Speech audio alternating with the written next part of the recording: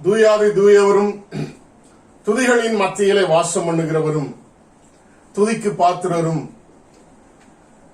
நம்முடைய எல்லா நிலைமைகளிலும் நமக்கு துணை நிற்கிறவருமாகிய சர்வ வல்லமையுள்ள தெய்வத்தை ஆராதிப்பதற்கு நம்மை ஆயத்தப்படுத்திக் கொள்வோம்.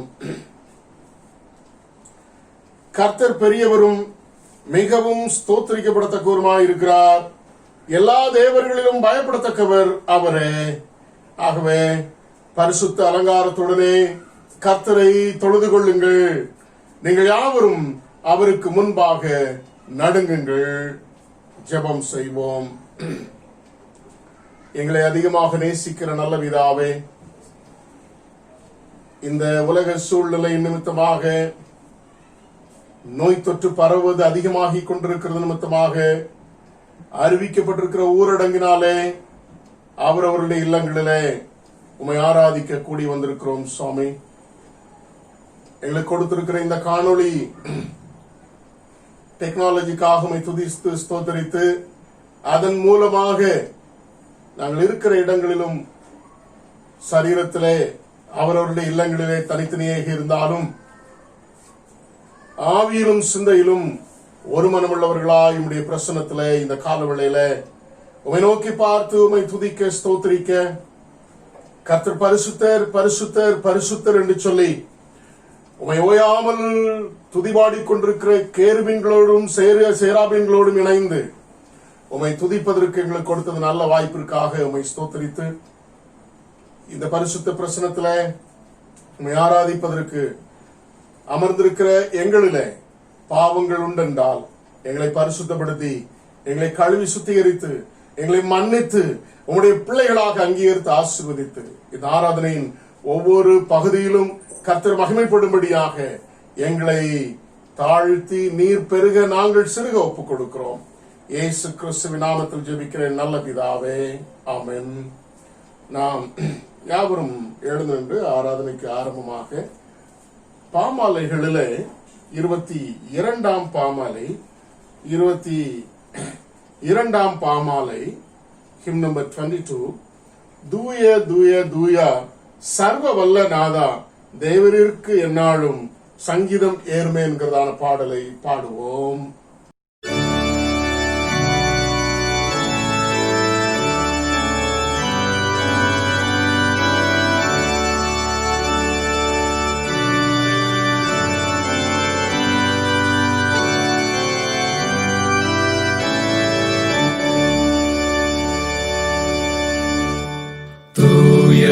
தூய தூயா சர்வ வல்ல நாதா தேவரிற்கு நாளும் சங்கீதம் ஏறுமே. தூய தூய தூயா மூவரான ஏகா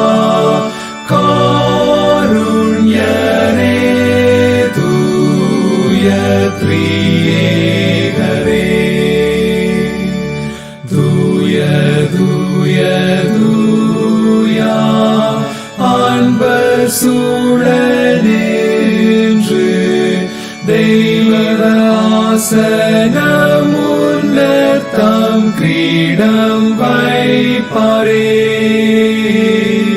கேருபீன் சேராபீன் தாழ்ந்து போற்ற பெற்று ஈன்றென்றும் வீட்டாள் வீரநாதியே.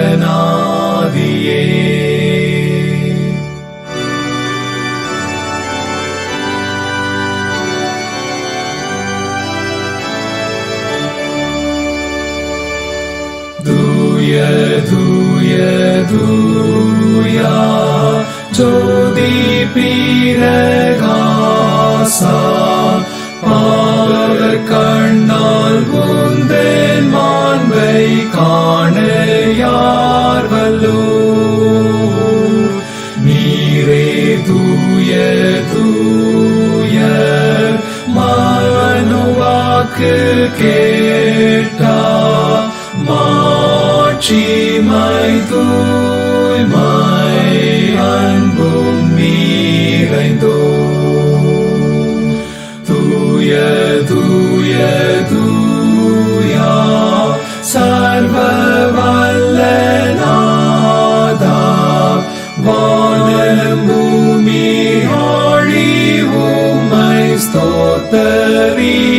இருக்குமே. தூய தூய தூயா மூவரான ஏகா காருண்யரே தூய த்ரீகரே.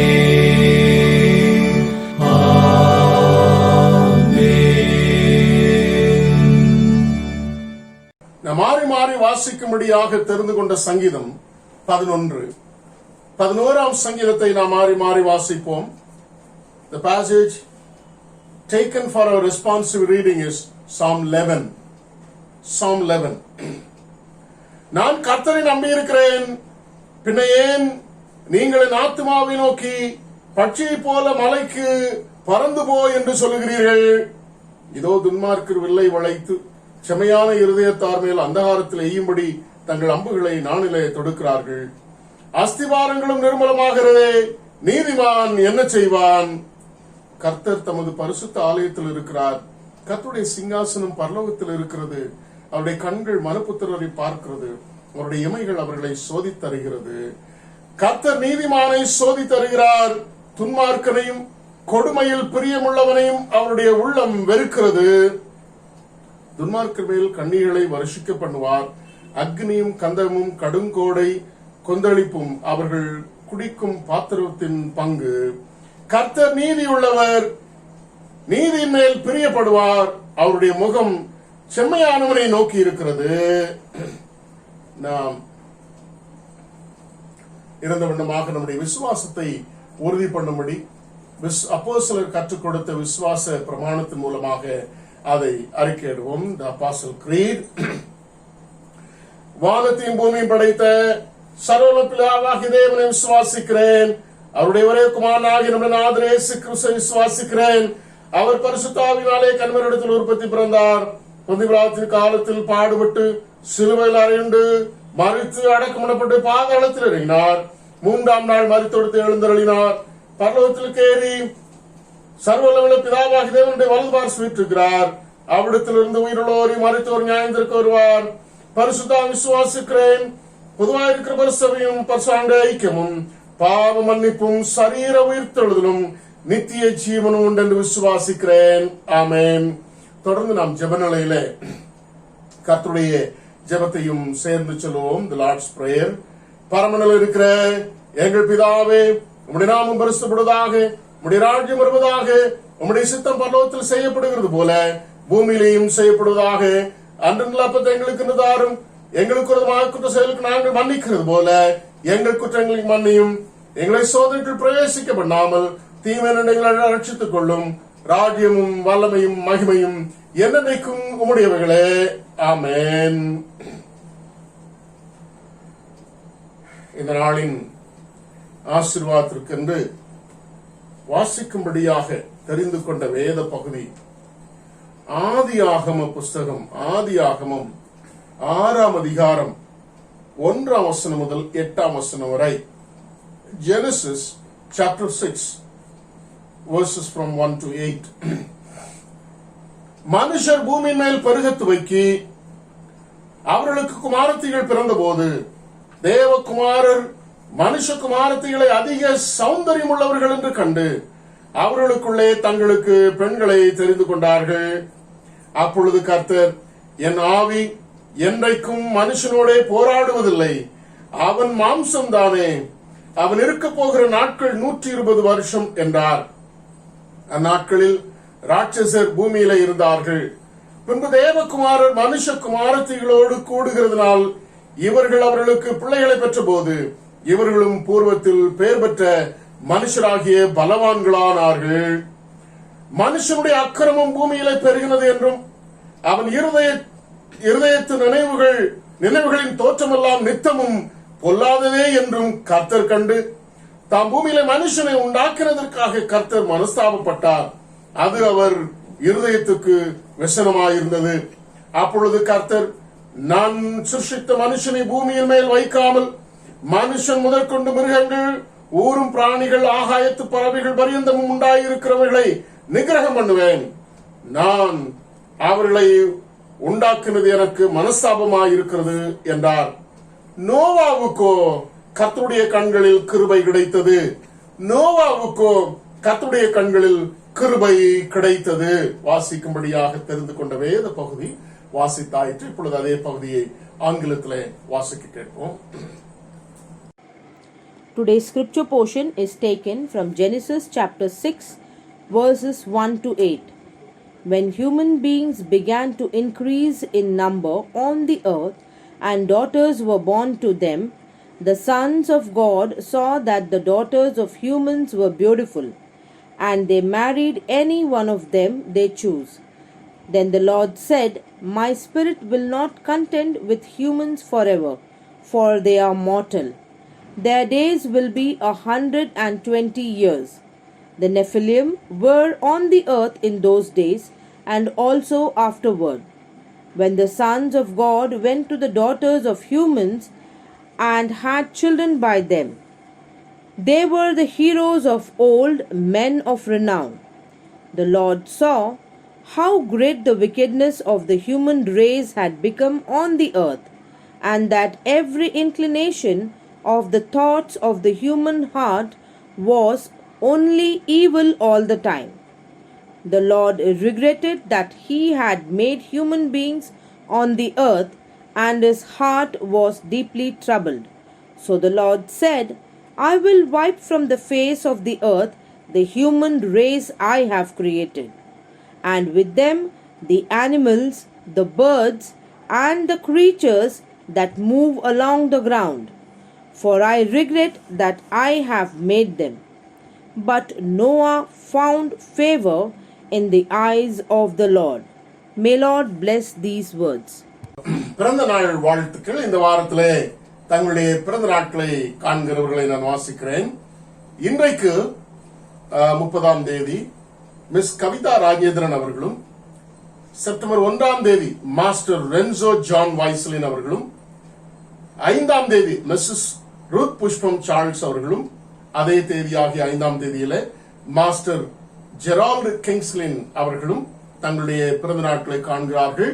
இந்த வாரத்திலே தங்களுடைய பிறந்த நாட்களை காண்கிற அருமையான பிள்ளைகள் யாவரையும் ஆண்டவராகிய இயேசு கிறிஸ்துவின் நாமத்தினாலே நான் வாழ்த்துகிறேன், ஆசீர்வதிக்கிறேன். கர்த்தர் உங்களை ஆசீர்வதிப்பாராக. நீங்கள் யாவரும் கர்த்தர் நன்மையானதை தருவார் என்று விசுவாசித்து கர்த்தருடைய நன்மைகளிலே நீங்கள் மகிழ்ந்திருக்க, கர்த்தருடைய நன்மையான ஆசீர்வாதங்களை பெற்று அதை அனுபவிக்க, தீர்க்காயுசோடு வாழ உங்களை நான் அன்புடன் வாழ்த்துகிறேன், ஆசீர்வதிக்கிறேன். அவர்களுக்காக நாம் ஜெபம் செய்வோம். எங்களை நேசிக்கிற நல்ல பிதாவே, உம்மை துதிக்கிறோம், உம்மை ஸ்தோத்திரிக்கிறோம் சுவாமி. நன்றி நிறைந்த இருதயத்தோடும் பிரசனத்திலே மீண்டும் வந்திருக்கிறோம். எங்களை தாழ்த்துகிறோம். குறிப்பாக இன்றைக்கும் இந்த வாரத்திலும் தங்களுடைய பிறந்த நாட்களை காண்கிற தம்முடைய பிள்ளைகளுக்காக நன்றி நிறைந்த இருதயத்தோடு எங்களுடைய துதி ஸ்தோத்திர பலியாகிய உதடுகளின் கனியாகிய ஸ்தோத்திர பலியை எடுத்து ஆண்டவர்களுக்கு ஆசீர்வாதமாக கொடுத்திருக்கிற புதிய வருஷத்தின் நன்மைகளை பெற்றுக்கொள்ள, சந்தோஷம் சமாதானத்தோடு வாழ, தீர்க்காயுசோடு வாழ, அந்தந்த வயதின் ஆசீர்வாதங்களை பெற்றுக்கொண்டு கடவுளுக்கு மகிமையை கொண்டு வர, அவரவர்கள் வாழ்கிற குடும்பத்திற்கு சந்தோஷத்தை கொண்டு வர, சமூகத்திலே அநேகருக்கு சாட்சியாய் வாழ, அநேகருக்கு ஆசீர்வாதமான பிரயோஜனமான பிள்ளைகளாக வாழத்தக்கதாக ஆண்டவரே உம்முடைய திருக்கரத்திலே பிள்ளைகள் யாவரையும் தாழ்த்தி ஒப்புக் கொடுத்து, கர்த்தருக்கு பயப்படுதல் ஆயுசு காலங்களை பெருக பண்ணும் என்று சொல்லி நீதிமொழிகளை வாசிக்கிற வண்ணமாக கர்த்தருக்கு பயந்து ஆயுசு நாட்களை நீடித்து பெற்றுக்கொண்டு ஆண்டவரை மகிமைப்படுத்த யாவரையும் ஆண்டுடைய கிருபைகளை கரத்திலே ஒப்புக் கொடுத்து நாங்கள் தாழ்த்தி ஜெபிக்கிறோம். உம்முடைய நாமத்தினாலே அவருடைய பிறந்த நாட்களையும் நாங்கள் வாழ்த்துகிறோம். இயேசு கிறிஸ்துவின் நாமத்தில் ஜெபிக்கிறேன் நல்ல பிதாவே, ஆமென். நம் யாவரும் அறிந்தபடி அருமையான பிள்ளைகள் வார வாரம் சின்ன குழந்தைகள் முதல் கொண்டு பெரிய பிள்ளைகள் வரை அழகாக வசனங்களை மனப்பாடம் செய்து வீடியோ எடுத்து அனுப்பி அதை நமக்கு சொல்லி வருகிறார்கள். அதே போல அந்த வசனம் சொல்லி வருகிற எல்லா பிள்ளைகளையும் ஆண்டோருக்குள்ளாக ஒப்புக் கொடுத்து அவர்களை வாழ்த்துகிறேன், ஆசீர்வதிக்கிறேன்.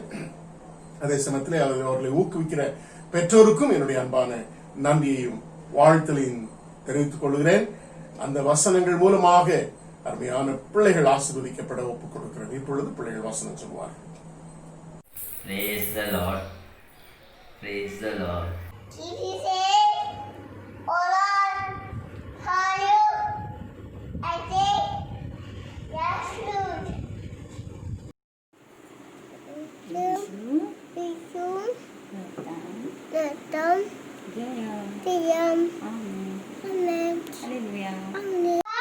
உன்னை எல்லா தீங்கிற்கும் விலக்கி காப்பார். சங்கீதம் 122 எல்லாம் வசனம். Thank you everyone. And from this fullness we have all received grace upon grace.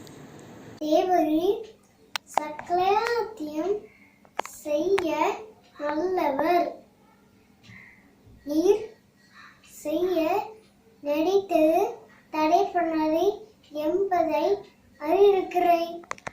யோபு 42:2. Thank you. Depart from evil and do good. Seek peace and pursue it. Psalms chapter 34 verses 14. Blessed are all who fear God, who walk in His ways. முதலாவது தேவனுடைய ராஜ்யத்தையும் அவருடைய நீதியையும் தேடுங்கள், அப்பொழுது இவைகள் எல்லாம் உங்களுக்கு கொடுக்கப்படும். மத்தேயு 7:33 Thank you. கர்த்தர் தம்முடைய இருதயத்தின் நினைவுகளை நடப்பித்து நிறைவேற்றும் அளவும் அவருடைய உக்கிர கோபம் தணியாது. கடைசி நாட்களில் அதை உணர்ந்து கொள்வீர்கள். எரேமியா 30:24. Thank you. Psalm 27 verses 1.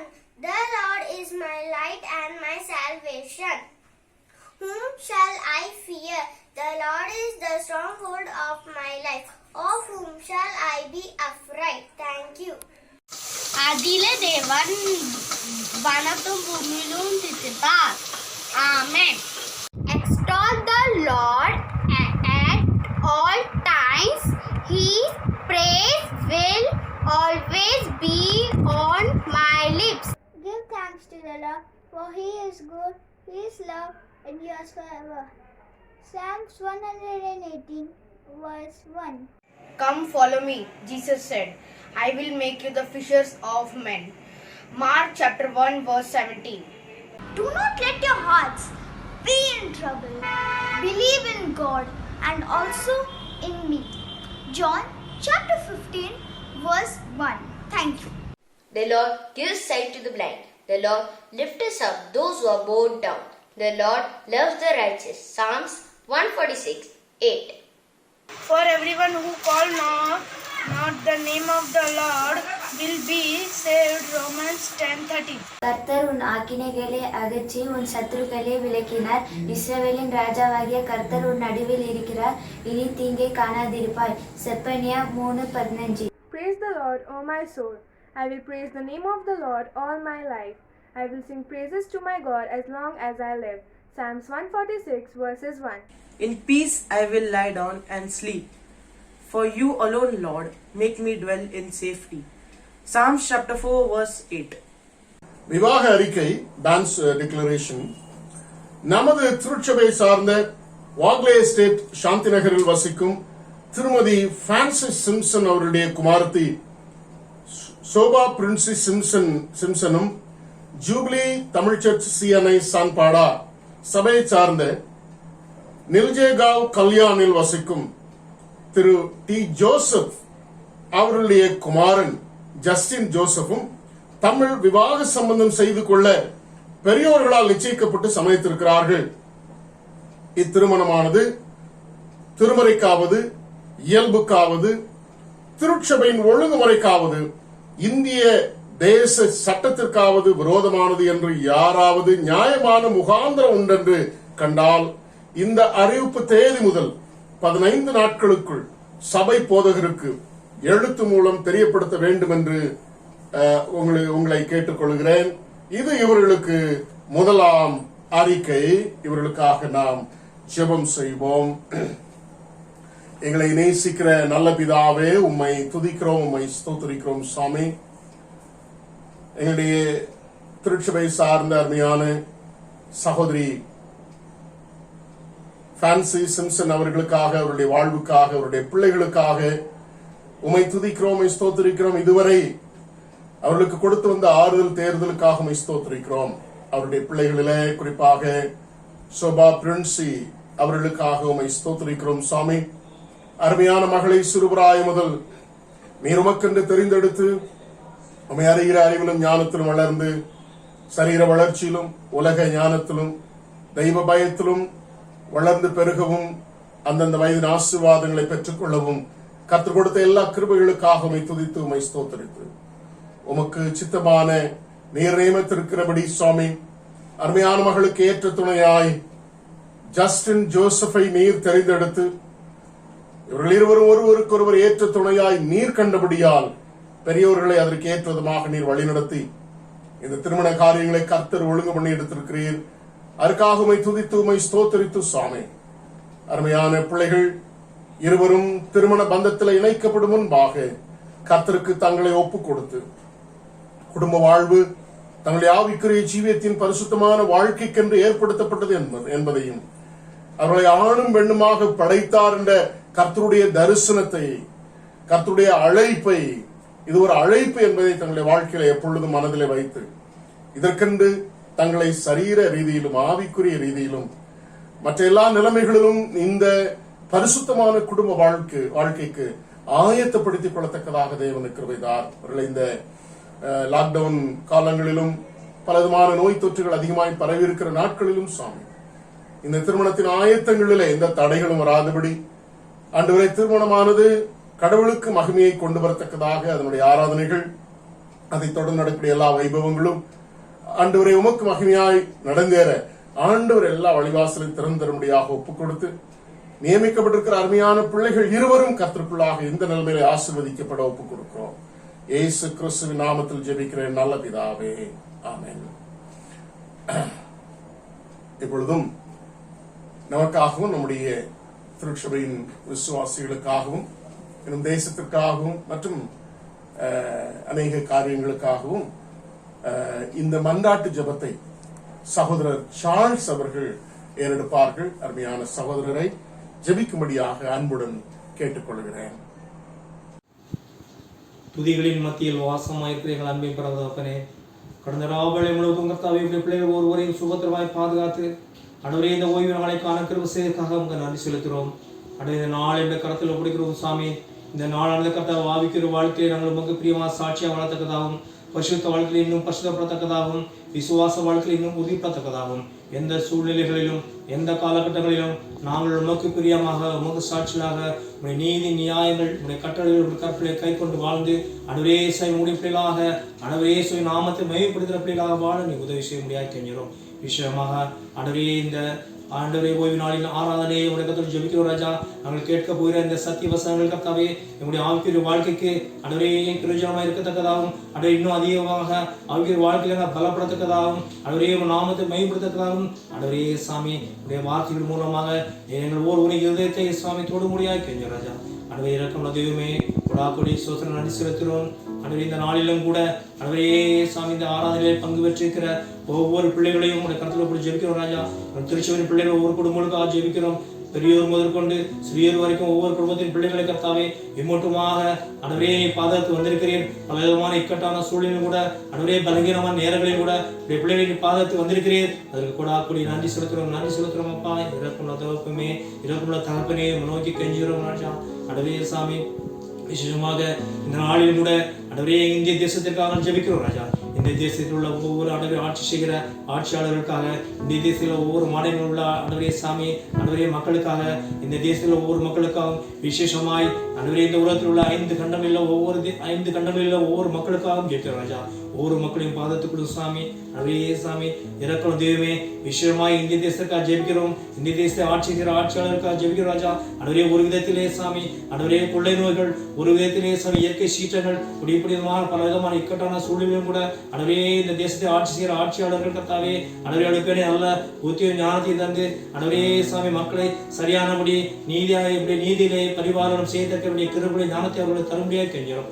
ஆண்டவரே எல்லோ மக்களும் பாதுகாக்கப்பட எல்லோரும் மக்களுக்கும் கர்த்தாவே சாமி இந்த இக்கட்டான சூழலில் உதவிகள் கிடைக்கத்தக்கதாக ஆண்டவரே எல்லோரும் நாமத்தை மையப்படுத்தக்கதாக நிற்கிற முடியாது கெஞ்சுகிறோம். விசேஷமாக ஆண்டவரே எங்கள் திருச்சியில் நடைபெறும் ஒவ்வொரு ஊழியம் கருத்தில் கூடி ஜெபிக்கிறோம். ஆண்டவரே சிறுகள் ஊழியம், ஆண்டவரே பெண்கள் ஐக்கிய சங்க ஊழியம், ஆண்டவரே சாமி ஆண்கள் ஐக்கிய சங்க ஊழியம், ஆண்டவரே சாமி ஒவ்வொரு ஊழியர்களுக்காக ஆண்டவரே திருச்சபையின் மூலமாக நாங்கள் தாங்கி வருகிற மகாராஷ்டிரா கிராம ஊழியத்தில் பணிபுரிகிற ஊழியத்தை செய்து வருகிற சகோதரர் தாமஸ் தக்கவாறு அவர்களுக்காக ஜெபிக்கிறோம். அவர்களுக்காகவும் குடும்பங்களுக்காகவும் பிள்ளைகளுக்காக ஜெபிக்கிறோம் ராஜா.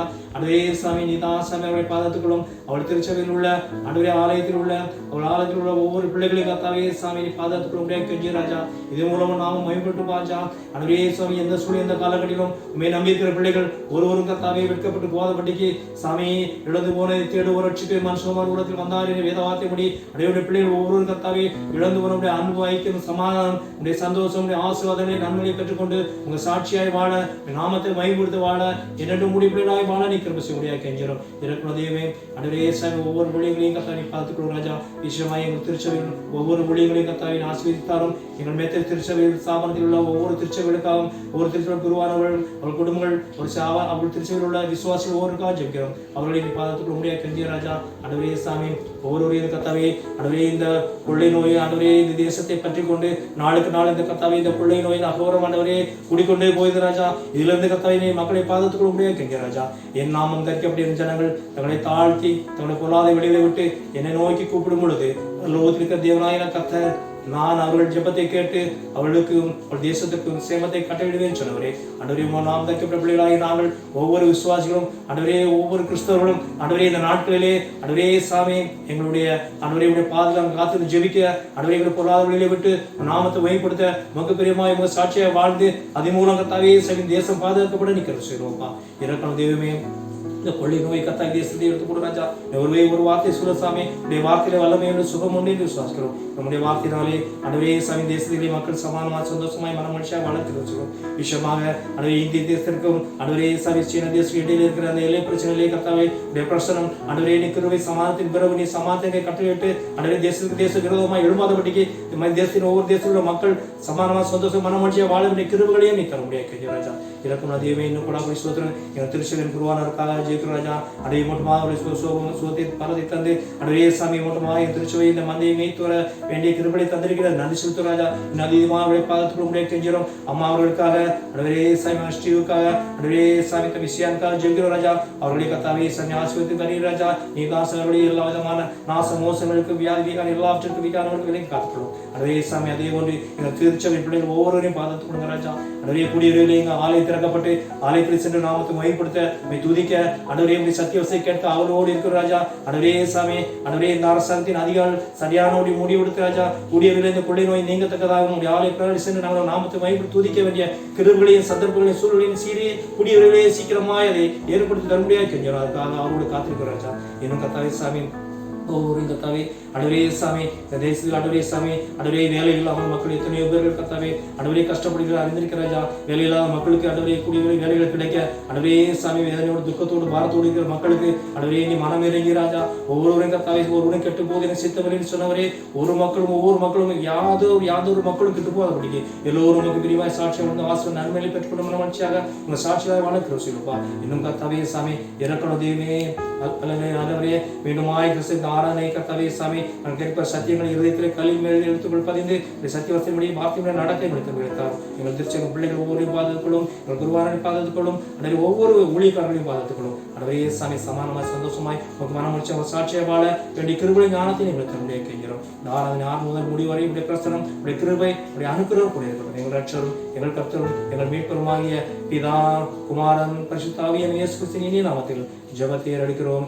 ஜெபங்களும் நல்ல பிதாவே ஆமென். கிறிஸ்துவுக்குள் பிரியமானவர்களே, ஆண்டவராகிய இயேசு கிறிஸ்துவின் நாமத்தினாலே உங்கள் யாவரையும் அன்புடன் வாழ்த்துகிறேன், ஆசீர்வதிக்கிறேன்.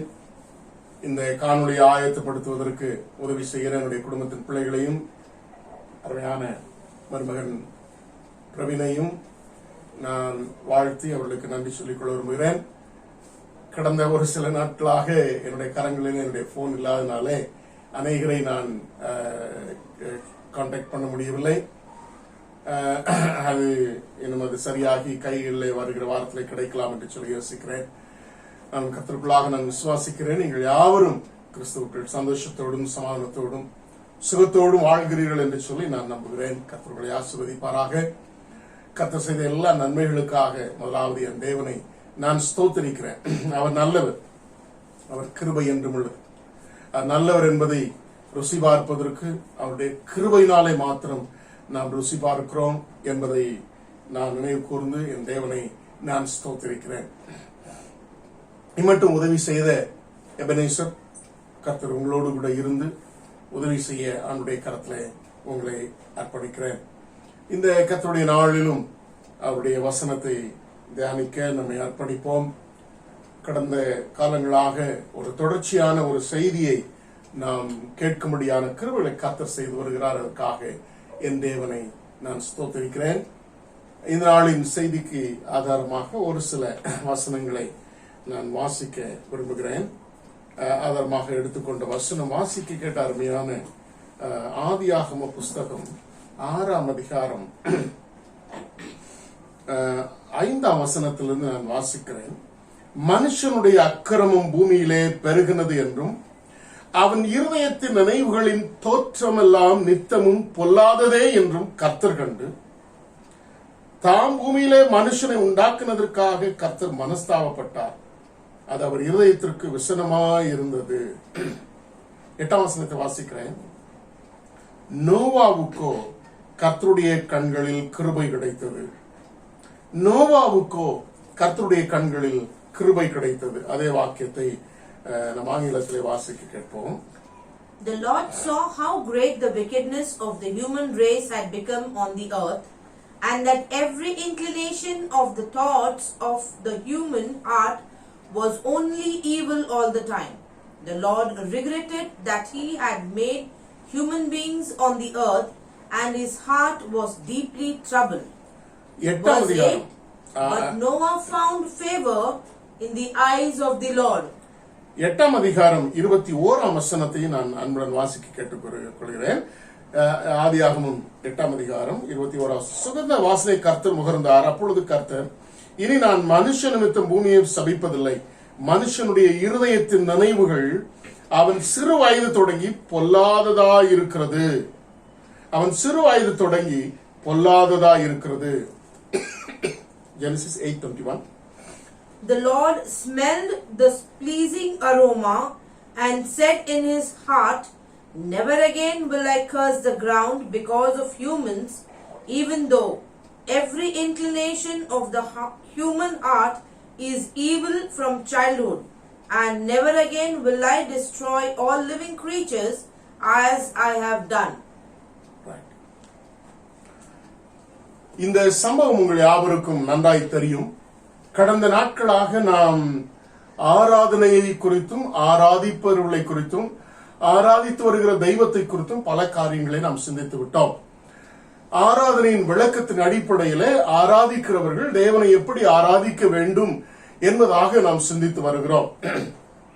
அவைகளில் அந்த விளக்கத்தின் அடிப்படையில் இன்றைக்கு 4வது பகுதிக்கு நாம் கடந்து செல்லவிருக்கிறோம். 4வது பகுதி, I'll read it for you, the definition of worship, how a worshipper should worship the Lord in the worship services.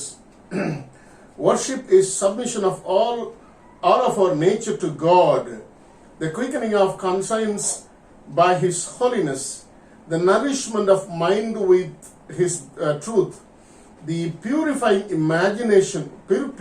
of imagination by His beauty.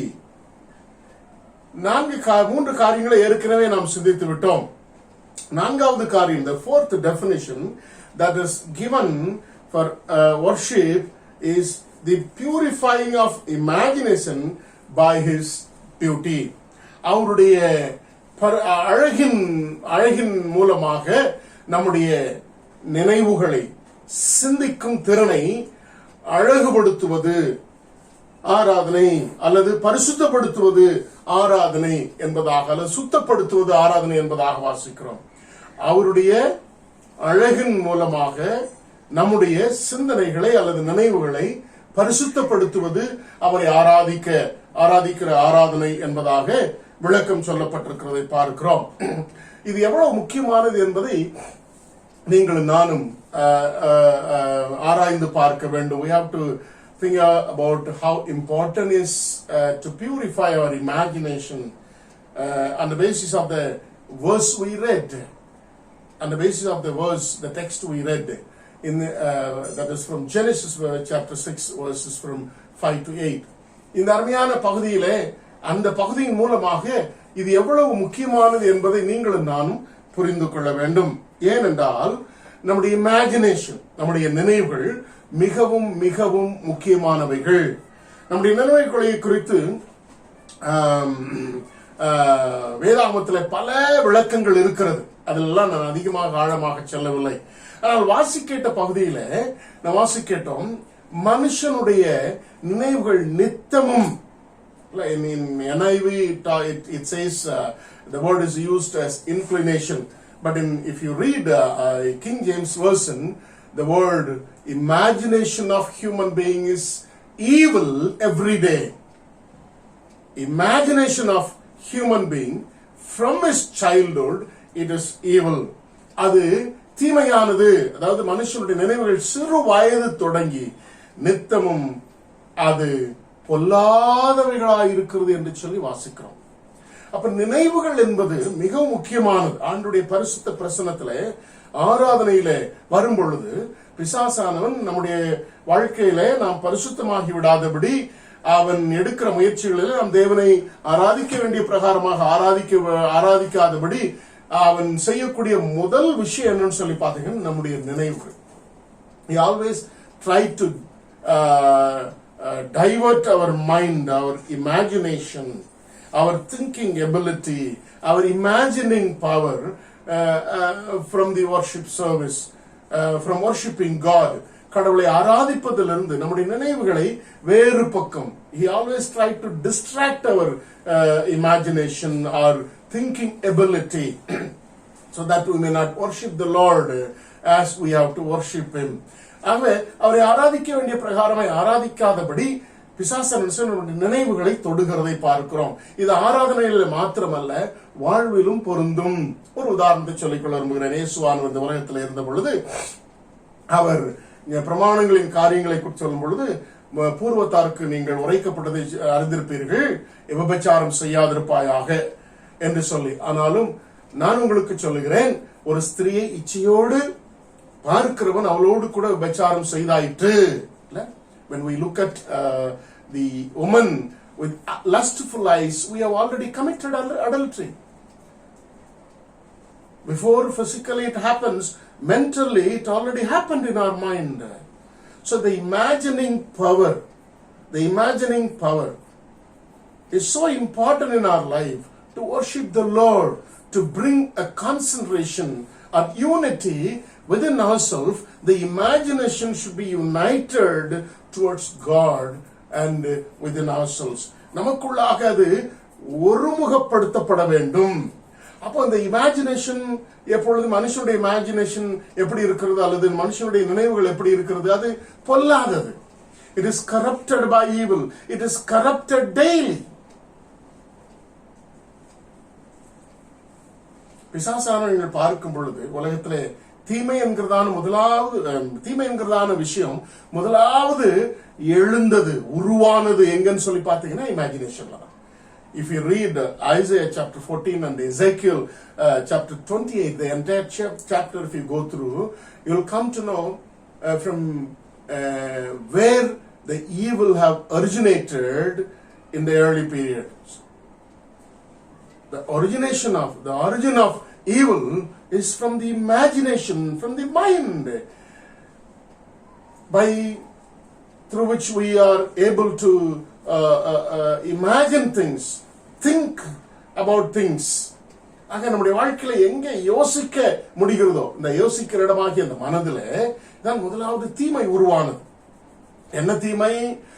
அவன் யோசித்து பார்க்கிறான் பிசாசன் இல்ல. He imagines himself before he commits sin.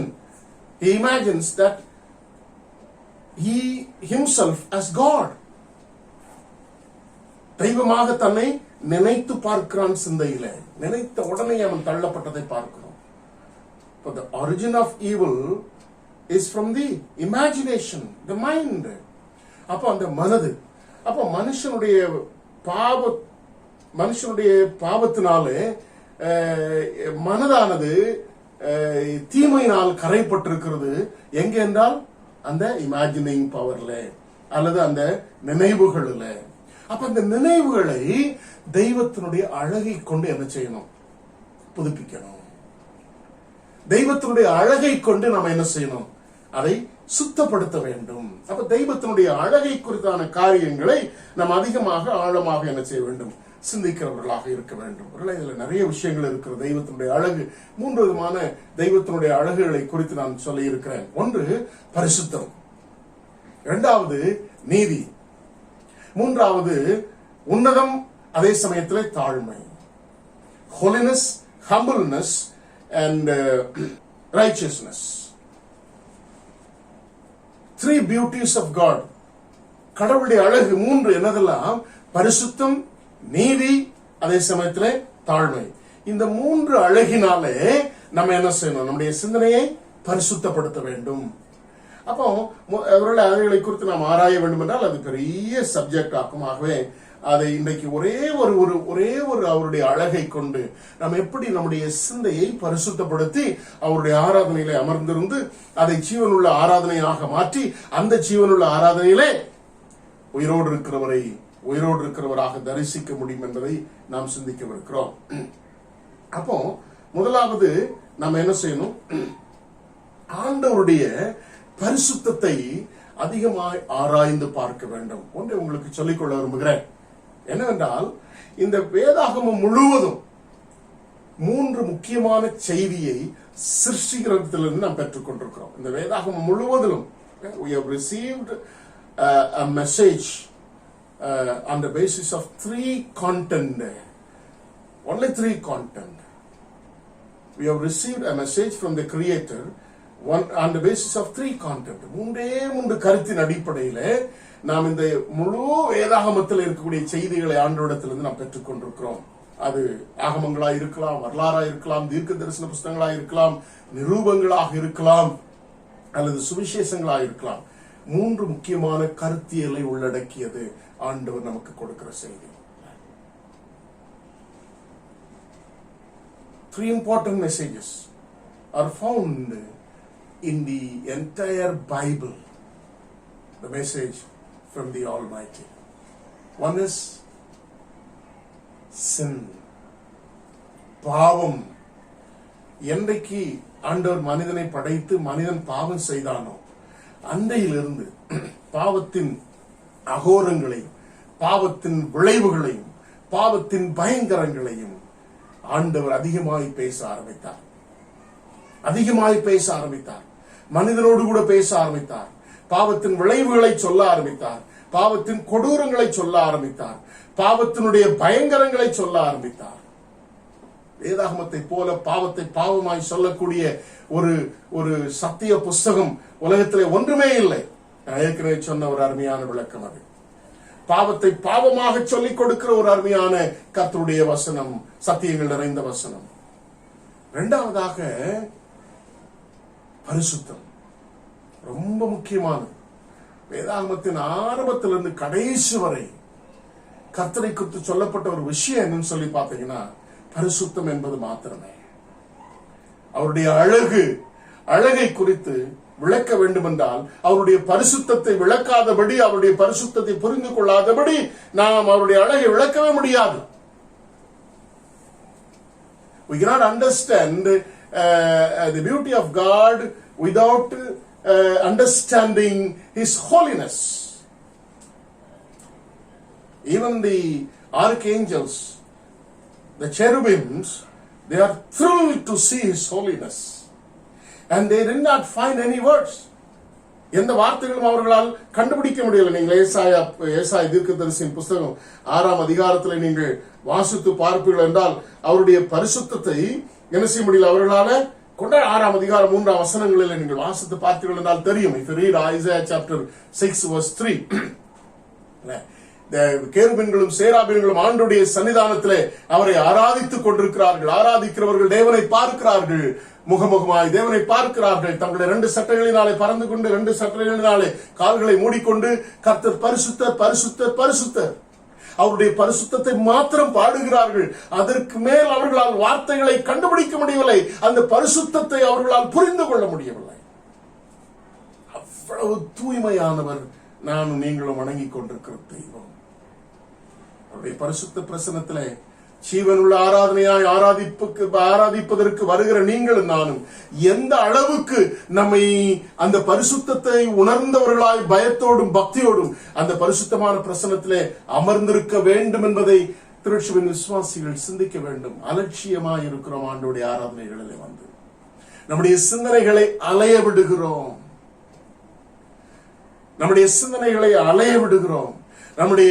நாம் ஆண்டோடைய ஆராதனை வந்து அமர்ந்திருப்பது எத்தனை அலட்சியம் பண்ணுகிறோம். அநேக பிள்ளைகளில் என்னெல்லாமோ பண்ணுகிறோம். ஆண்டோடைய ஆராதனையில என்னுடைய ஆலயம், என்னுடைய மக்கள், என்னுடைய விசுவாசிகள் மனிதர்கள் தானே. ஆண்டவர் அங்கே பிரசன்னமாக இருக்கிறார். நான் டிஸ்கிரிப்ஷன்ல நிறைய ரெஃபரன்ஸ் கொடுத்திருக்கேன், நீங்க வாசித்து பாருங்க. கர்த்தர் தேவனுடைய கர்த்தர் தம்முடைய ஆலயத்தில் வீற்றிருக்கிறார் என்பதாக வேதம் சொல்லுகிறது. ஆலயம் எந்த நிலைமையில இருந்தாலும் சரி, அது எவ்வளவு சைஸ்ல இருந்தாலும் சரி, ஆலயத்தில் எத்தனை அங்கத்தினர்கள் இருந்தாலும் சரி, number of members or the size of the church doesn't matter. The Lord is there, seated upon his temple. அவருடைய ஆலயத்திலே அவர் வீற்றிருக்கிறார் என்று சொல்லி வேதம் சொல்கிறது. அந்த பயம் எத்தனை பேருக்கு இருக்கிறது? இன்னைக்கு அநேகர் ஆண்டவரை ஆராதிக்க செல்லவில்லை, ஆட்களை ஆராதிக்க செல்கிறார்கள். அந்த தூயவரை ஆராதிக்க செல்லவில்லை, துதி ஆராதனை நடத்துகிறவர்களை ஆராதிக்கிறார்கள். இன்னைக்கு யார் வந்திருக்கா, யார் ஆராதனை நடத்துகிறார், யார் பிரசங்கம் பண்றார்? ஐயா, அங்கே ஆண்டவர் இருக்கிறார், உங்களுக்கு அருகாமையில் இருக்கிறார், உங்களோடு இருக்கிறார். அவருடைய ஆலயத்திலே ராஜரீகத்தோடு கூட வீற்றிருக்கிறார். அதான் சொன்னோம். நமக்கு ஆலயத்தில் எவ்வளவு பயத்தோடு இருக்கிறோம். அவருடைய பரிசுத்த பிரசன்னத்திலே நிற்க முடியாதபடி தங்களுடைய ரெக்கைகளை மூடிக்கொள்ளுக 2 ரெக்கைகளினாலே கால்களை மூடிக்கொள்ளுகிறார்களாம். அவருடைய பரிசுத்தத்தின் மகத்துவத்தை பார்க்க முடியாதபடி தங்களுடைய 2 ரெக்கைகளினாலே முகத்தை மூடிக்கொள்ளுகிறார்களாம் தேவதூதர்கள். அவருடைய அவ்வளவு பரிசுத்தமானவர், அவ்வளவு தூயவரவர். அவருடைய பரிசுத்தத்தை விளக்கவே முடியாது. Even I cannot define his holiness. The second important message that the Lord gives in the entire Bible is holiness. I am holy, thou also be holy. You also be holy. நான் பரிசுத்தராகியால் நீங்களும் பரிசுத்தமாய் இருங்கள் என்று சொல்லி ஆண்டவர் அழைக்கிறார். The second message, the third message, important message is heaven. பரலோகம். அவர் தமது பரிசுத்த வாசஸ்தலமாகிய பரலோகத்தில் வீற்றிருக்கிறார் என்று சொல்லி வேதம் சொல்லுகிறது. 4ஆம் புத்தகங்களை வாசிக்கிறோம். பரலோகத்தை குறித்தான அருமையான விளக்கங்களை வேதாகம் முழுவதும் வாசிக்கிறோம். அந்த பரலோகத்தை நமக்கு வாக்கு பண்ணி, விளக்க மாத்திரமல்ல, அந்த பரலோகத்தை நமக்கு வாக்கு பண்ணி இருக்கிறார். The message of heaven is not only the description of heaven, it is also the promise. Sin, holiness and heaven. பாவம், பரிசுத்தம், பரலோகம். இந்த 3 முக்கியமான செய்திகளை தானே இந்த முழு வேதாகமத்திலே ஆண்டவர் கொடுத்திருக்கிறார். என்றைக்கு மனிதன் பாவம் செய்தானோ அவனை பாவத்திலிருந்து எப்படியாகிலும் விடுதலையாக்கி பரிசுத்தத்திற்கு நேராக அவனை வழி நடத்த வேண்டும், அவனை பரிசுத்தப்படுத்த வேண்டும். பரிசுத்தப்படுத்தி பரிசுத்தம் நிறைந்திருக்கிற பரலோக ராஜ்யமாகிய தம்முடைய வாசஸ்தலத்திலே மனுஷனை ஏற்றுக்கொள்ள வேண்டும் என்று சொல்லி அவர் எவ்வளவு பிரயாசப்பட்டார், எவ்வளவு பிரயாசப்படுகிறார் என்பதுதான் இந்த முழு வேதாகமத்திலே கொடுத்திருக்கிற சத்தியம். இந்த முழு வேதாகமத்திலே கொடுக்கப்பட்டிருக்கிற சத்தியம்.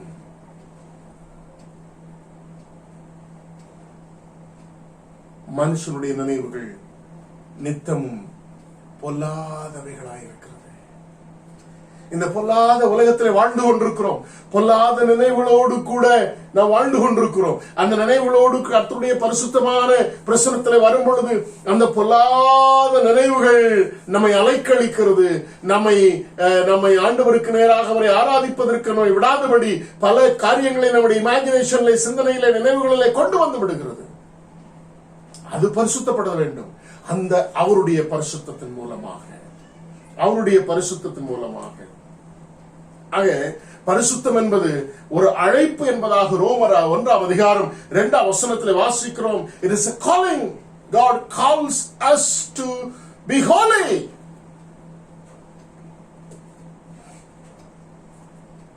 இது ஒரு அழைப்பு. பரிசுத்தமாக இருக்க வேண்டும் என்று சொல்லி ஆண்டவர் கொடுக்கிற ஒரு அழைப்பு.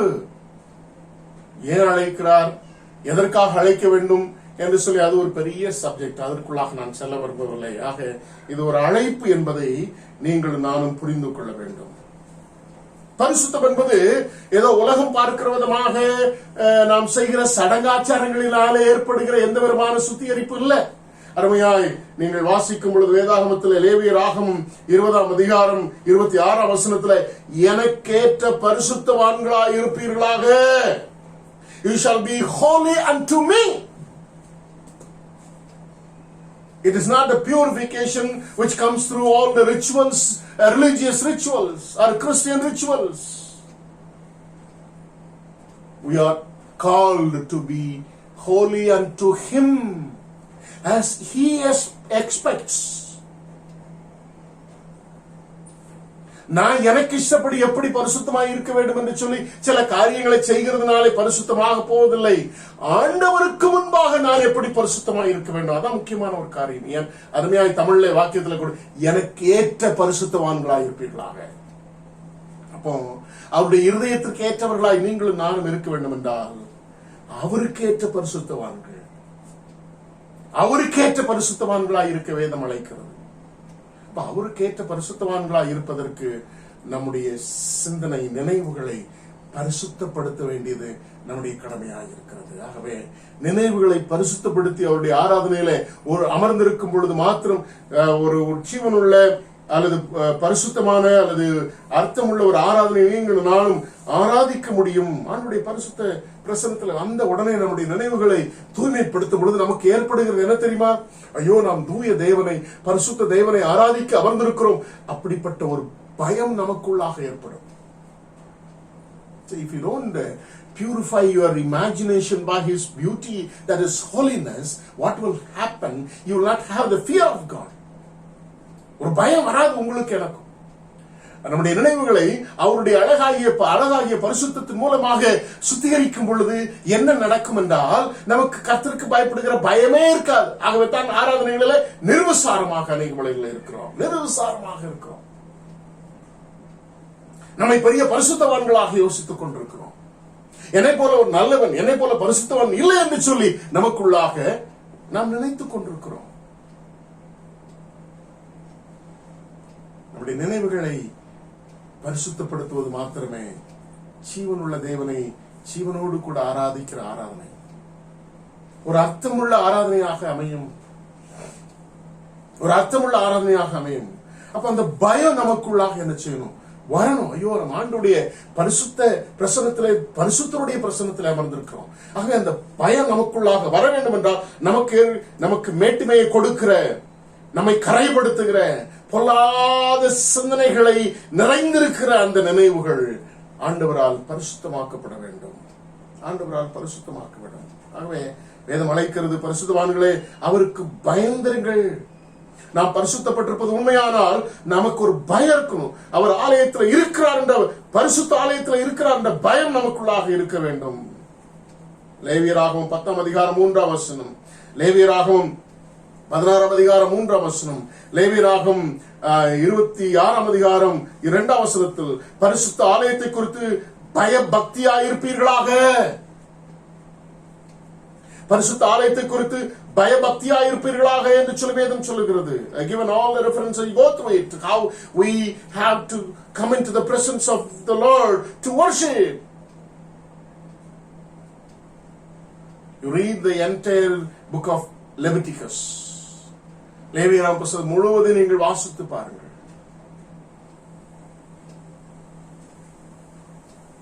When the Israelites are asked to come into the presence of God in the tabernacle or in the temple, how they have to purify themselves before coming to the presence of God. தூய தேவனை ஆராதிக்கிறோம், பரிசுத்த தெய்வத்தை ஆராதிக்கிறோம். வேற எந்த வேதாகமங்களிலும் சொல்லப்படாத, வேதாகமங்களாய் எழுதப்பட்டிருக்கிறவைகளிலே சொல்லப்படாத ஒரு பெரிய சத்தியம் என் தெய்வத்தை குறித்து என்னவென்றால், அவர் பரிசுத்தர். கர்த்தர் பரிசுத்தர் என்பதையும் நீங்களும் நானும் பரிசுத்தத்திற்கு அழைக்கப்பட்டிருக்கிறோம் என்பதையும் இந்த முழு வேதாகம் விளக்கிறது. இந்த வேதாகமத்தை போல கர்த்தர் பரிசுத்தர் என்பது, தேவன் பரிசுத்தர் என்பதையும், அவரை ஆராதிக்கிறவர்கள் ஆகிய நீங்களும் நானும் பரிசுத்தமாய் இருக்க வேண்டும் என்பதையும் உலகத்தில் வேற எந்த புஸ்தகங்களும் சொல்லவில்லைங்க. இது வேதாக மாத்திரம் நமக்கு கற்றுக் கொடுக்கிறோம். வேதாக மாத்திரம் கற்றுக் கொடுக்க ஆலயத்தில் வரும் பொழுது நம்முடைய சிந்தனைகளை பரிசுத்தப்படுத்துவர்களாக இருக்க நீங்களும் நானும் அழைக்கப்பட்டிருக்கிறோம். இன்னும் 1 புத்தகத்திலே 30ஆம் அதிகாரம் 19ஆம் வசனத்திலே பரிசுத்தத்திற்கேற்ற ஆலயத்திலே உள்ளே பிரவேசிப்பதற்கு கூட நாம் பரிசுத்தமாக இருக்க வேண்டும். பரிசுத்தத்திற்கே அவருடைய பரிசுத்த ஸ்தலத்திற்கேற்ற சுத்தாங்கம் நமக்குள்ளாக காணப்பட வேண்டும் என்று சொல்லி வேதம் சொல்லுகிறது. அவருடைய பிரசனத்தில் வரும் பொழுதெல்லாம் ஜீவனுள்ள ஆராதனையாக நம்முடைய ஆராதனையை மாற்றுவதற்கு ஆர்ப்பரிக்கிற ஆராதனைகள் எல்லாம் ஜீவனுள்ள ஆராதனைகளாய் இருக்க முடியாது. ஆட்டம் பாட்டம் இருக்கிற ஆராதனைகள் எல்லாம் ஒரு காலம் ஜீவனுள்ள ஆராதனையாக இருக்க முடியாது.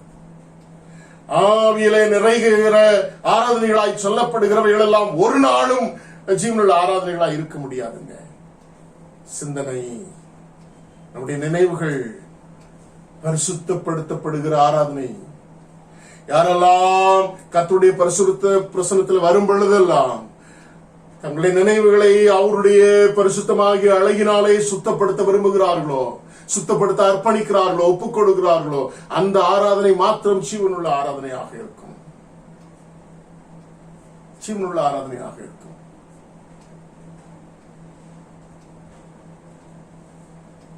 ஆராதனையின் அம்சங்களை குறித்து நீங்கள் பார்க்கும் பொழுது அவருடைய அழகு எல்லா இடத்திலும் வெளிப்படும்படியாக ஆண்டவர் விரும்புகிறார். அதைத்தான் இந்த காலவெளியிலே சொல்லிக் கொள்ள விரும்புகிறேன். The Lord expects His beauty of holiness be seen in everything what belongs to God, including me, including we. நாமும் தேவனை சார்ந்த அனைத்திலும் அவருடைய அழகு ஆகிய பரிசுத்தம் காணப்பட வேண்டும் என்று சொல்லி இருக்கிறதை பார்க்கிறோம். நமக்கு அதிக சமயத்தை அதுல செலவழிக்க விரும்பாதபடி ஒரு சில கருத்தியலை மாத்திரம் வேகமாக வாசித்து விட்டு நான் கடைசியாக முடிக்க வேண்டிய இன்றைக்கு கர்த்தர் கொடுக்கிற செய்தியை மாத்திரம் என்ன சொல்ல விரும்புகிறார் என்பதை மாத்திரம் சொல்லி முடிக்க விரும்புகிறேன். முதலாவது, அவர் பரிசுத்தர். நீங்களும் நானும் ஆராதிக்கிற தெய்வத்தினுடைய அழகு என்னவென்றால் அவர் பரிசுத்தர். வேதாகமத்தில் நிறைய விளக்கங்கள் இருக்கிறது. ஒரு சில விளக்கங்களை மாத்திரம் நான் இங்கே கொடுத்திருக்கிறேன். அவர் பரிசுத்தர் பரிசுத்தர் என்று சொல்லி அவருடைய பரிசுத்தத்தின் மகத்துவங்களை தேவ தூதர்கள் கொண்டாடி கொண்டிருக்கிறார்கள். யாத்ராகமம் 15ஆம் அதிகாரம் 11ஆம் வசனத்திலே கர்த்தாவே தேவர்கள் உமக்கு ஒப்பானவர் யார்? பரிசுத்தத்தில் மகத்துவம் உள்ளவரும் துதிகளில் பயப்படத்தக்கவரும் அற்புதங்களை செய்கிறவருமாகிய உமக்கு ஒப்பானவர் யார்? அவர் பரிசுத்தர். அவர் வாசம் பண்ணுகிற பரலோகம் பரிசுத்தமானது. 4ஆம் புத்தகத்தில் வாசிக்கிறோம். நீங்கள் லேவியராம் புத்தகத்தில் வாசிக்கிறோம். லேவியராம் 26ஆம் அதிகாரம் 15ஆம் வசனத்தில் வாசிக்கிறோம். அவர் பரிசுத்தர், அவருடைய நாம பரிசுத்தம் உள்ளது என்பதாக அதே லேவியராம் புத்தகத்தில் 21ஆம் அதிகாரம் 6ஆம் வசனத்தில் வாசிக்கிறோம். இன்னும் அநேக வசனங்களிலே நாம் வாசித்துக் கொண்டிருக்கிறோம்.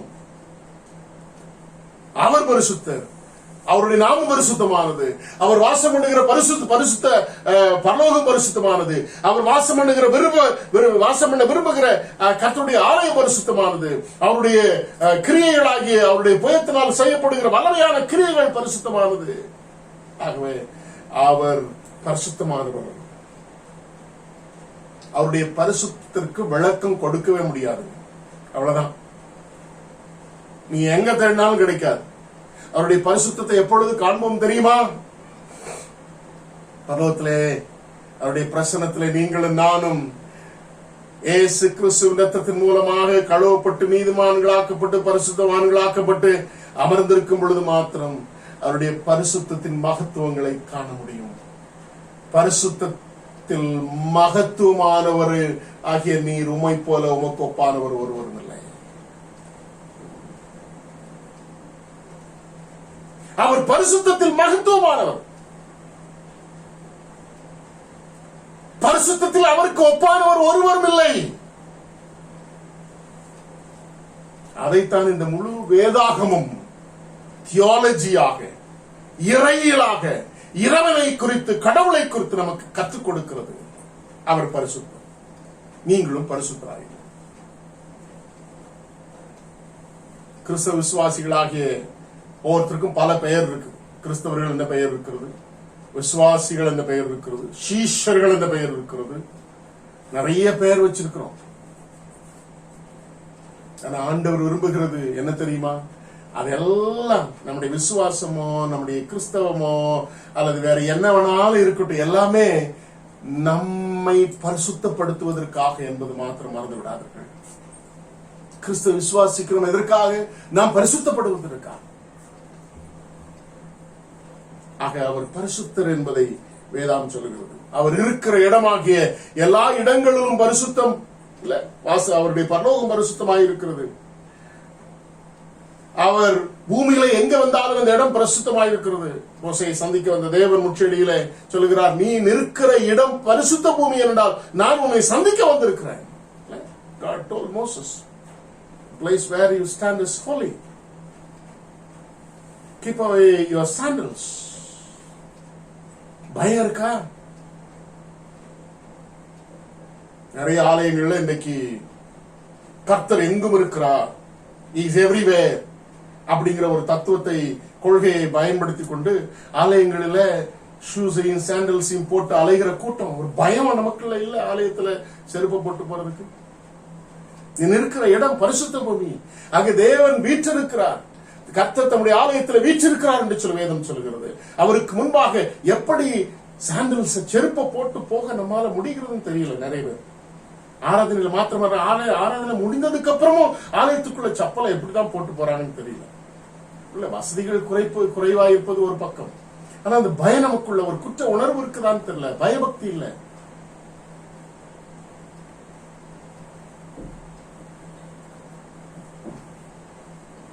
அவர் பரிசுத்தர். அவர் வந்து நிற்கிற இடம் பரிசுத்தமானது. சங்கீதம் 93:5 வாசிக்கிறோம், உமது ஆலயத்தின் பரிசுத்தமானது உடைய அனாதியாய் பரிசுத்தமானது உமது ஆலயத்தின் அலங்காரமாய் இருக்கிறது என்று சொல்லி. ஆலயம் எப்படி அலங்கரிக்கப்பட்டிருக்கு? ஆலயம் என்கிறதான இடம் அவருடைய பரிசுத்தத்தினால் அலங்கரிக்கப்பட்டிருக்கிறது. ஒருவேளை பண்டிகை காலங்களில் ஆலயத்தை அலங்கரிக்கிறோம் பல பொருட்களை கொண்டு. ஒரு காலத்துல நேச்சுரல் பொருட்களை கொண்டு, இயற்கையான பொருட்களை கொண்டு அலங்கரித்தார்கள். இன்னைக்கு எல்லாமே ஆர்டிபிஷியலான காரியங்களை குறித்து அலங்கரிக்கிறோம். எத்தனை பேருக்கு அந்த பயம் இருக்கிறது? அவருடைய ஆலயம் அவருடைய பரிசுத்தத்தினால் அலங்கரிக்கப்பட்டிருக்கிறது. அவருடைய ஆலயம் அவருடைய பரிசுத்தத்தினால் அலங்கரிக்கப்பட்டிருக்கிறது. ஒரு திருச்சபையை நான் அறிவேன், பெயர் சொல்ல விரும்பவில்லை. ஒரு ஆலயம் ஈஸ்டர் பண்டிகைக்கு நீங்க பாத்தீங்கன்னா அந்த ஆலயம் முழுசும், அந்த ஆலயத்திற்கு வெளியில, அந்த ஆலயத்திற்கு முன்பாக தெரு இருக்கிறது, அந்த தெரு முழுசும் மல்லிகை பூக்களினால் அலங்கரிக்கப்பட்டிருக்கிறோம்.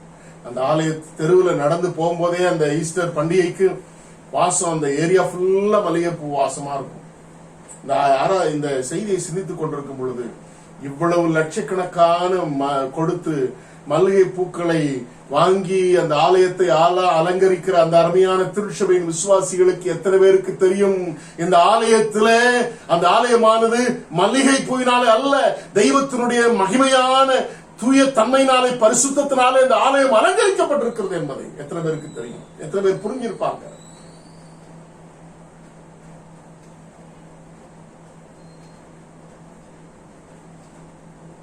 பரிசுத்தத்தினாலே அலங்கரிக்கப்பட்டிருக்கிற ஆலயத்துல பொல்லாத சிந்தனைகள் ஆகிய அந்த சிந்தனைகள் நிறைந்த நீங்களும் நானும் போய் அமர்ந்திருக்கும் பொழுது நாமும் பரிசுத்தத்தினாலே அவருடைய பரிசுத்தத்தினாலே நம்மை அழகுபடுத்துவது, அலங்கரிப்பது எவ்வளவு முக்கியம் என்பதை புரிந்து கொள்ளுங்கள். இடம் பரிசுத்தமானது. அவரை ஆராதிக்கிற ஒவ்வொரு பொருட்களும், நாம் பயன்படுத்துகிற ஒவ்வொரு பொருட்களும், காணிக்கைகளும், அபிஷேக தைலங்களும், பலிபீடமும், சகல பனிமூட்டுகளும், கர்த்தருக்கு செலுத்தக்கூடிய அத்தனை பொருட்களும் அவருக்குரியது என்றால் அது பரிசுத்தமா இருக்கும். லேவியராம் புத்தகத்துல நான் டிஸ்கிரிப்ஷன்ல எல்லா ரெஃபரன்ஸையும் கொடுத்து நீங்க வாசித்து பாருங்க. அவர் பரிசுத்தமானவர். அவருக்குரிய இடம் பரிசுத்தமானது. அவருக்குரிய நேரமும் பரிசுத்தமானது. ஆதியாகமத்தில் வாசிக்கிறோம். ஆதியாகமம் 2ஆம் அதிகாரம் 3ஆம் வசனத்துல கர்த்தர் 7ஆம் நாளில் ஓய்ந்திருந்தார்.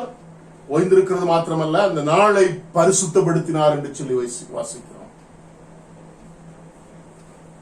He purified the seventh day, where God Almighty rested after creating all the creations. அதை பரிசுத்தமாக்கினார் என்று சொல்லி வேதம் சொல்லுகிறது. நாளும் நேரங்களும் அவருக்காக பயன்படுத்துகிற நேரங்கள், காலங்கள் கூட பரிசுத்தமானது. ஆலயத்தில் வந்து 1.5 மணி நேரம் 1 மணி நேரம் உட்கார்ந்து இருக்கிறோம்.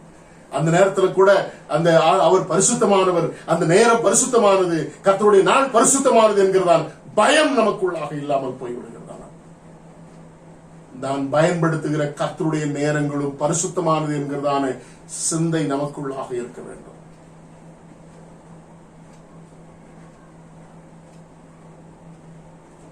அவருடைய ஜனங்கள் பரிசுத்தமானவர்கள். He is holy. The place where he sent his presence is holy. The belongings of God by which we worship is holy. The people who worship him are holy. The time, the day when we worship is made holy, and the belongings of the saints are holy. I given all the things that I am telling in Tamil also. I given in English in the description. You can go through it. இந்த காலவெளியிலே ஆண்டவர்களோடு கூட என்னோடு கூட சொல்ல விரும்புகிற ஒரு விஷயம் என்ன தெரியுமா? ஒருவேளை உலகத்தில் இருக்கிற மனிதர்கள் ஆகிய உங்களுடைய என்னுடைய சிந்தனைகள் பொல்லாதவைகளாயிருக்கலாம் நித்தம். ஆனால் நீங்களும் நானும் நம்முடைய சிந்தையை பரிசுத்தப்படுத்தும் பொழுது என்ன நடக்கிறது தெரியுமா? நாம் பரிசுத்தப்படும் பொழுது, அவருடைய அழகாகிய பரிசுத்தத்தினாலே நம்முடைய நினைவுகளை பரிசுத்தப்படுத்தும் பொழுது என்ன நடக்கிறது தெரியுமா? ஆதியாகமம் 6ஆம் அதிகாரம் 8ஆம் வசனத்துல வாசிக்கிறது போல, நோவாவுக்கோ கர்த்தருடைய கண்களில் தயை கிடைத்தது.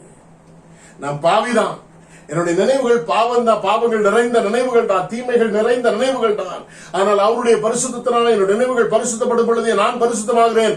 அந்த பரிசுத்தத்தின் மூலமாக தேவனுடைய கண்களில் எனக்கு தயவு கிடைத்து நான் ரட்சிக்கப்பட்டு பரலோகம் என்கிறதான பேழையிலே நான் கடந்து சென்று நான் பரலோகம் என்கிறதான வீட்டிலே வாசம் பண்ண என்னை ஒப்புக் கொடுக்கிறேன். நோவாவுக்கோ கர்த்தருடைய கண்களிலே தயவு கிடைத்தது. எதற்காக தெரியுமா? ரட்சிக்கப்படும்படியாக. ஏன் தெரியுமா? அன்றைக்கு வாழ்ந்த ஜனங்களுக்குள்ளாக தன்னை பரிசுத்தவானாக, உத்தமனாக, நீதிமானாக பாதுகாத்துக் கொண்டான். கர்த்தர் அவனை மாத்திரம் நீதிமானாக கண்டார். இந்த பரிசுத்தத்தின் அழைப்பை ஏற்றுக்கொண்ட ஒரு அருமையான கர்த்தருடைய பிள்ளையாகிய நோவாவை ரட்சிக்கும்படியாக அவருடைய கண்களில் அவருக்கு தயவும் கிருபையும் கிடைத்தது. உங்களுக்கு எனக்கு கிடைச்சிருக்கிற அந்த கிருபையை போக்கடிச்சிடாதீங்க. அந்த கிருபையை போக்கடிச்சிடாதீங்க. ரட்சிக்கப்படும்படியான கிருபையை போக்கடிச்சிடாதீங்க. பரலோகம் கிடையாது, வாழ்க்கையில மறந்துடாதீங்க. நோவாவுக்கும் அந்த கிருபை கிடைத்தது. ஏனென்றால் மனிதர்களுடைய நினைவுகள் எல்லாம் நித்தமும் பொல்லாதவர்களா இருக்க கண்ட தேவன் நோவாவுடைய நினைவுகளும் அவனுடைய வாழ்வும் பரிசுத்தமாய் இருக்கதை கண்டதுனாலே அவனுக்கு கிருபை செய்தார் ஆண்டவர். The Lord saw the imagination or inclination of every human is evil every day, daily. Among all those situations, God found Noah as a holy man. His imagination, his inclination were found holy. That is why Noah found favor in the sight of the Lord, so that he may be saved from the destruction that is to come.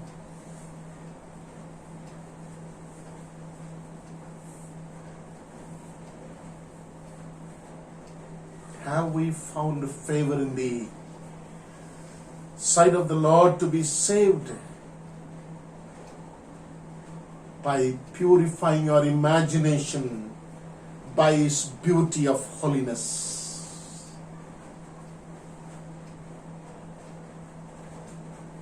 நோவாவுக்கு அந்த கிருபை கிடைத்ததை நீங்கள் நாம அறிந்திருக்கிறோம். இந்த உலகத்திலே பரிசுத்தமாவது என்பது கடினமான ஒரு காரியம், நம்மால் இயலாத ஒரு காரியம். அந்த வசனங்களை மாத்திரம் வாசித்து விட்டு இந்த செய்தியை முடிக்க விரும்புகிறேன். அந்த வசனங்களை மாத்திரம் வாசித்து விட்டு இந்த நாளின் செய்தியை முடிக்க விரும்புகிறேன். முதலாவது, ஒருவேளை இந்த பொல்லாத தீமையாகிய பாவத்தில் இந்த தீமையிலிருந்து சிந்தனையிலிருந்து நான் எப்படி பரிசுத்தமாவது, ஒருவேளை நாம நம்மை பரிசுத்தமாக்கிக் கொள்வது என்பது கடினமான ஒரு காரியம். ஆனால் ஆண்டவர் சொல்லுகிறார், நான் உங்களை பரிசுத்தமாக்குகிற கர்த்தர் என்று சொல்லி லேவியராகும் 20ஆம் அதிகாரம் 8ஆம் வசனத்தை வாசிக்கிறார். We ourselves cannot become holy and made holy. God says, I am the Lord who makes you holy. In Leviticus chapter 20 verse 8. அவர் நம்மை பரிசுத்தமாக்குகிற தேவனாக இருக்கிறார். அடுத்ததாக வாசிக்கிறோம் 1 கொரிந்தியர் புத்தகம் 6ஆம் அதிகாரம் 11ஆம் வசனத்திலே நான் வாசிக்கிறேன். 1 கொரிந்தியர் புத்தகம் 6ஆம் அதிகாரம் 11ஆம் வசனத்திலே நான் வாசிக்கிறேன்.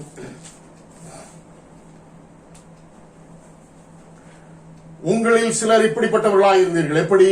சிந்தனையிலே பொல்லாத சிந்தனையுடையவர்களாக இருந்ததுனாலே அவனுடைய விளைவுகளாக ஏற்பட்ட பல பாவங்களை 8ஆம் வசனத்திலிருந்து, அதாவது 9ஆம் 10ஆம் வசனங்களிலே சொல்லிவிட்டு சொல்லுகிறார் பவுலடியார், நீங்கள் உங்களிலே அப்படிப்பட்ட ஒரு சிலர் அப்படியா இருந்தீர்கள்.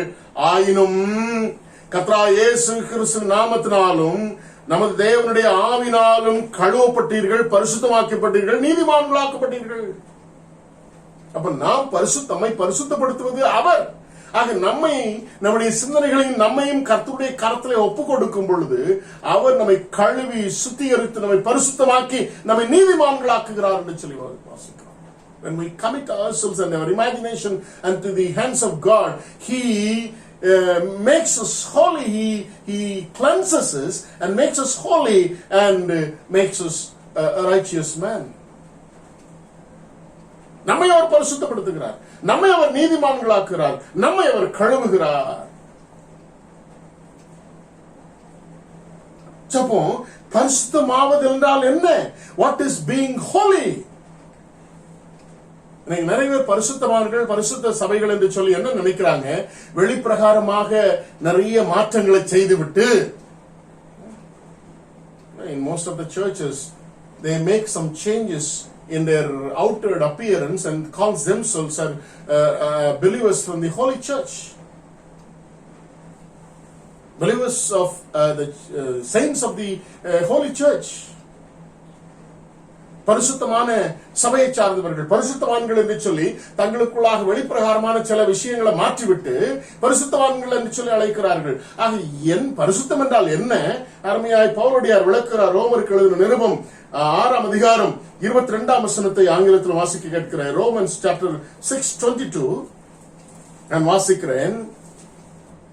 இப்பொழுது நீங்கள் பாவத்தினின்று விடுதலையாக்கப்பட்டு தேவனுக்கு அடிமைகளானதினால் பரிசுத்தமாகுதல் உங்களுக்கு கிடைக்கும் பலன் முடிவோ நித்திய ஜீவன். முடிவோ நித்திய ஜீவன். Please read it in English. Romans chapter 6:22. But now that you have been set free. Here it defines what is holiness. You have been set free. But now that you have been set free from sin. You have been set free from sin. Free from sin. And have become slaves of God. And have become slaves of God. The benefit you reap. The benefit you reap is. Leads to holiness. Or leads to holiness. And the result is eternal life.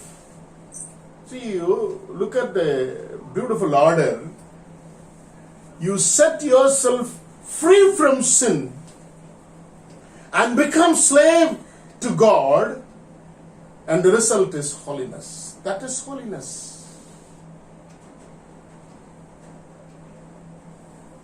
Bringing change, not in the outward appearance, but bringing change from the sin which is there in our mind and heart. The change which happens within ourselves. The cleansing of sin, free from the bondage of sin. பாவத்தின் அடிமைத்தனத்திலிருந்து விடுதலையாக்கப்பட்ட ஆண்டவருக்கு அடிமையாவது மாத்திரம் நாம் பரிசுத்தமே ஒழிய வேறொன்றும் அழகாய் விளக்கி இருக்கிறார் பவுலடியார். பாவத்தின் அடிமைத்தனத்திலிருந்து விளக்கப்படுவது பரிசுத்தம். ஆண்டவருக்கு அடிமையாவது பரிசுத்தம். ஆண்டவருக்கு அடிமையாகும் பொழுது மாத்திரம் அவருடைய பரிசுத்தத்தின் முகத்தின் ஒளியால் நமக்கு கிடைக்கப்பட்டு அவருடைய நிழலை பரிசுத்தத்தின் மேல் பரிசுத்தமாகிறோம். ஒரே நாளிலே பரிசுத்தமாக முடியாது, பரிபூர்ணமாக முடியாது. அவருடைய பரிசுத்தத்தில் தான் நீங்களும் நானும் பரிசுத்தம் காண்கிறோமாகவே தான் அவருக்கு அடிமையாக வேண்டும் என்று சொல்லி வேதம் சொல்லுகிறது. So in His holiness only we become holy. In the shadow of His holiness only we become holy, for which we are to be free from the sin by cleansing ourselves through the blood of Christ and the Spirit of the Lord. அது மாத்திரமே பரிசுத்தம். அழகான விளக்கத்தை பார்த்தோம். எப்படி ஆண்டவர் பரிசுத்தமாக்குறார்? பரிசுத்தம் என்றால் என்ன? எப்படி ஆண்டவர் நம்மை பரிசுத்தமாக்குறார்? அவர் மாத்திரமே நம்மை பரிசுத்தமாக்குகிறார். இந்த பரிசுத்தத்தை வேதம் சொல்லுகிறது. இன்னும் ஒரு வசனத்தை வாசிக்க கேட்கிறேன். 2 கொரிந்தியரின் புஸ்தகம் 7ஆம் அதிகாரம் 1ஆம் வசனம். இப்படிப்பட்ட வாக்குத்தத்தங்கள் நமக்கு உண்டாயிருக்கிறபடியினால் பிரியமானவர்களே, மாம்சத்திலும் ஆவியிலும் உண்டான எல்லா அசுசியும் நீங்க நம்மை சுத்திகரித்துக் கொண்டு பரிசுத்தமாகுதலை வேதம் சொல்லுகிறது. எல்லா அசுசியும் நீங்க நம்மை சுத்திகரித்துக் கொண்டு ஆண்டுடைய இரத்தத்தினாலும் அவருடைய நாமத்தினாலும் பரிசுத்த ஆவியின் கிருபையினாலும் அவைகளை சுத்திகரித்துக் கொண்டு பரிசுத்தமாகுதலை தேவ பயத்தோடு பூரணப்படுத்தக்கூடும் என்று சொல்லி வேதம் சொல்லுகிறது. ஆசி. Therefore, since we have these promises, dear friends, let us purify ourselves from everything through the blood of Christ and the name of the Lord, as well as through the Spirit of the Lord, that contaminates body and spirit, perfecting holiness out of reverence for God. What the verse says is, we make ourselves in the perfection of God through the reverence for God, in the presence of God, when we come into the presence of God in every worship service.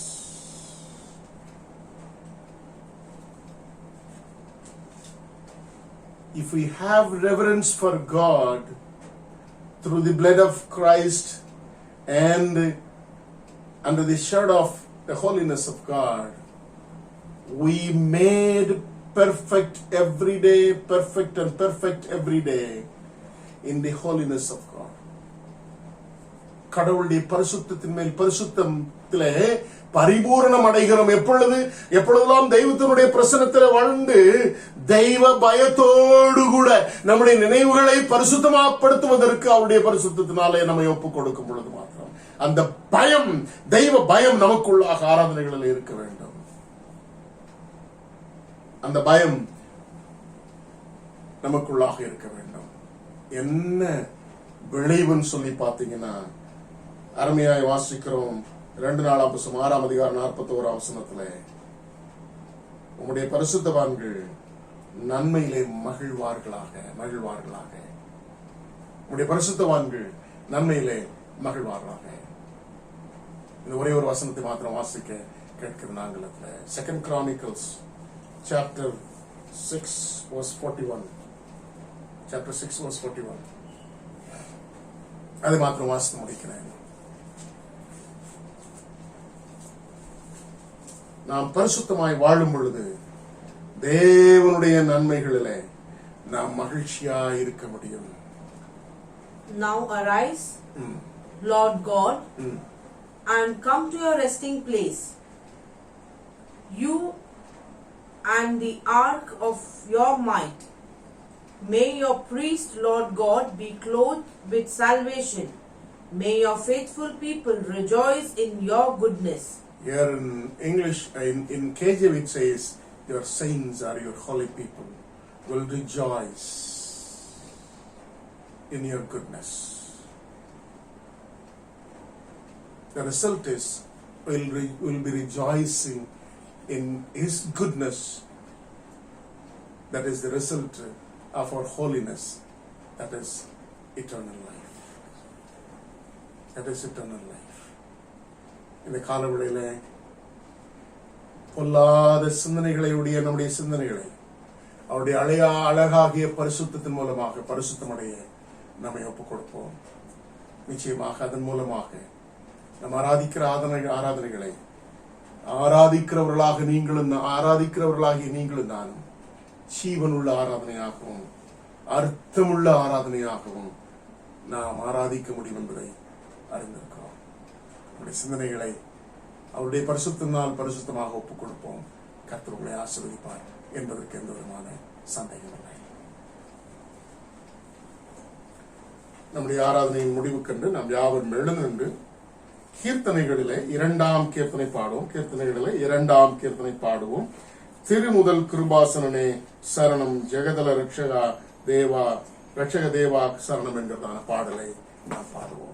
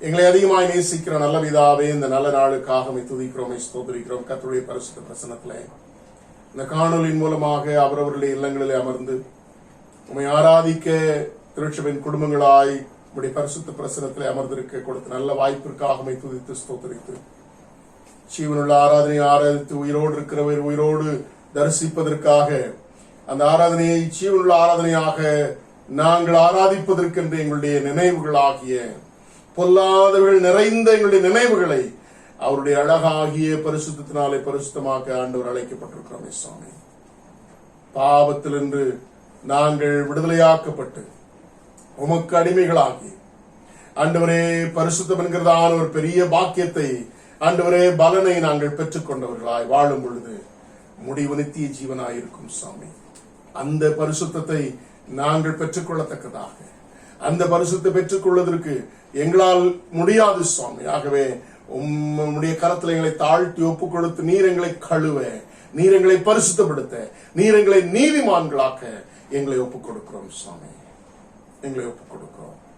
அந்த பரிசுத்தத்தின் நன்மையாகிய நித்திய ஜீவனிலே நாங்கள் இந்த உலகத்திலே மகிழ்ந்திருக்கத்தக்கதான அனுபவத்தை நீர் எங்களுக்கு தாரும் என்று சொல்லி அர்ப்பணித்த பிள்ளைகளை நீர் ஆசீர்வதி. அவருடைய பிள்ளைகள் கொடுத்திருக்கிற காணிக்களை நீர் ஏற்றுக்கொள்வீராக. அவருடைய உழைப்பையும் அவருடைய எல்லா விதமான ஆண்டவரே அவருடைய பிழைப்பையும் கடவுள் ஆசீர்வதிக்கும்படியாய் உம்முடைய கரத்திலே பெற்றுக்கொண்டதை உம்முடைய கரத்திலே தாழ்த்தி ஒப்புக் கொடுக்கிறோம். சுவாமி, தேவ சமாதானத்தோடு ஒவ்வொருடைய உள்ளங்களையும் இல்லங்களையும் நீர் பாதுகாத்துக் கொள்ளும். இயேசு கிறிஸ்துவின் நாமத்தில் ஜெபிக்கிறேன் நல்ல பிதாவே, ஆமென். நம்முடைய கர்த்தராகிய இயேசு கிறிஸ்துவின் கிருபையும் பிதாவாகிய தேவனுடைய அன்பும் பரிசுத்த ஆவியானுடைய ஐக்கியமும் காவலும் சந்தோஷமும் சமாதானமும் என்னென்றைக்கும் உங்கள் அனைவரோடும் இருந்து வழி நடத்துவதாக. ஆமென், ஆமென்.